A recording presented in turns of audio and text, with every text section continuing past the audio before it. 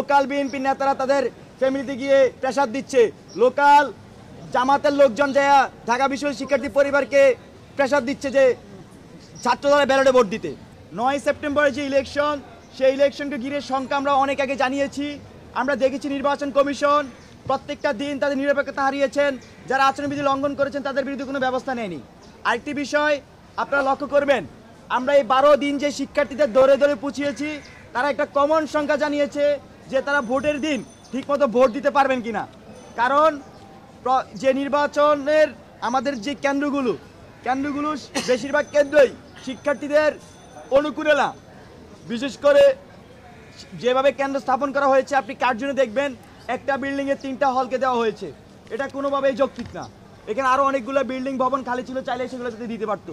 আপনারা দেখবেন বঙ্গমাতা কুয়েতমতি হলকে দিয়েছে ঢাকা বিশ্ববিদ্যালয় ক্লাবে, আপনারা দেখবেন যে হলপাড়া হলগুলো দিয়েছে উদয়নে, আপনারা দেখবেন শামসুন্নাহর হলকে দেওয়া হয়েছে ইউলাইব স্কুলে, মানে উল্টাপাল্টা করে দিয়েছে যাতে শিক্ষার্থীরা বোর্ডে অংশগ্রহণ করতে না পারে।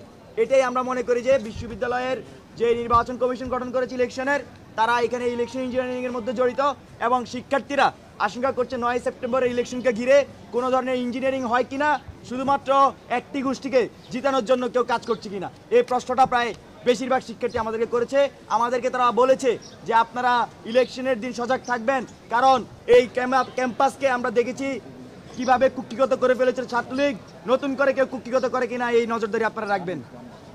আর দ্বিতীয় যে বিষয়টি, ইতিমধ্যে ঢাকা বিশ্ববিদ্যালয়ে অসংখ্য শিক্ষার্থী অভিযোগ জানিয়েছেন, অসংখ্য শিক্ষার্থী তাদের ফেসবুকে জানিয়েছেন, স্ক্রিনশট তারা দিয়েছেন।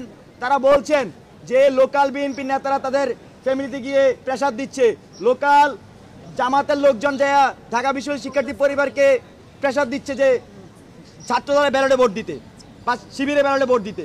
এবং শিক্ষার্থীরা আশঙ্কা প্রকাশ করছেন যে ওনাদের যে ইনফরমেশন কোথা থেকে পেয়েছে।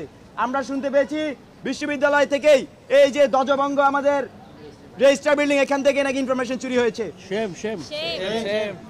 আমি ঢাকা বিশ্ববিদ্যালয়ের প্রশাসনকে এখান থেকে স্পষ্টভাবে বলতে চাই, আপনারা যদি এই বিশ্ববিদ্যালয়কে ঠিকমতো না চালাতে পারেন, শিক্ষার্থীদের এই সিকিউরিটি না দিতে পারেন, তাদের তথ্য ঠিকমতো রাখতে না পারেন, আপনারা দায়িত্ব ছেড়ে দেন।